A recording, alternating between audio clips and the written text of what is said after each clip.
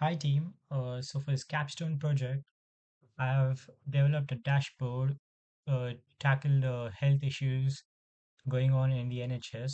So as we know, NHS faces a lot of issues dealing with customers and their related ongoing ailments, whether it's giving medicines or taking follow-ups or dealing with uh, long-serving patients who have been experiencing any form of symptoms. So to just streamline that process, which probably takes an hour because the patient will travel to the NHS walk-in center, fill out a form, sit in a long queue, and then their number comes up.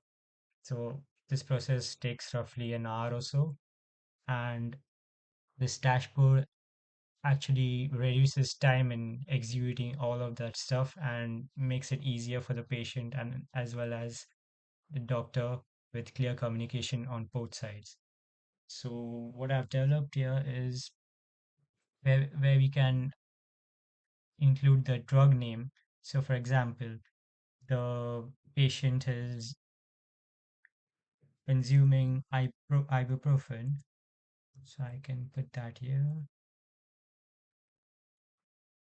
and maybe some symptom that he is experiencing in a negative way. So I'm gonna say nosebleed for 20 minutes and then I can just run this. What I'm expecting is it to evaluate the symptom, the drug, whether it's right or wrong, and maybe give an indication to the doctor as well as patient as to what needs to be done, whether it's minor, whether it's something to be changed, or worse, maybe something that's really something life threatening, and now it needs to be completely stopped. The medication needs to be completely stopped. So then let me execute this. So we are using three agents here. One is a compliance agent, which will basically pass everything and structure the data onto the next agent, which is a pharmacovigilance agent, which is basically an agent that evaluates the symptom and the drug, and it queries the USA FDA database for all the chemical formulas and all the symptoms with the drug and then prepares a report. And the risk stratification agent is basically green, yellow, red.